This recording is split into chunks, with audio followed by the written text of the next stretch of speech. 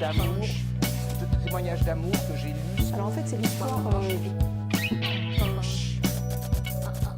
Bonjour, c'est Philippe Cavalier en direct du salon du livre de poche de Saint-Maur sur desblogueurs.tv.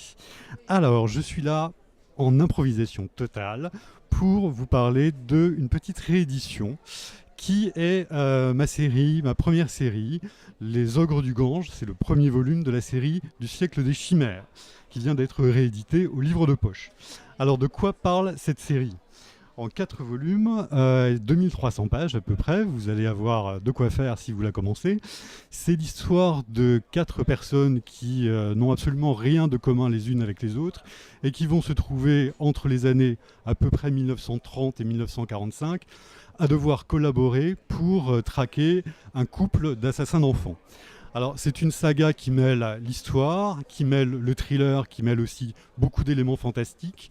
Je pense que vous allez être très dépaysé si vous la commencez, parce que moi ce qui m'amuse, c'est de vous emmener voyager très loin avec beaucoup de personnages, des personnalités fouillées, des intrigues assez complexes, mais en même temps beaucoup de rythme, beaucoup d'émotions, du sang parfois. C'est un autre niveau de lecture et vous allez descendre à chaque volume un peu plus bas dans l'horreur, dans le mystère et dans la fantaisie.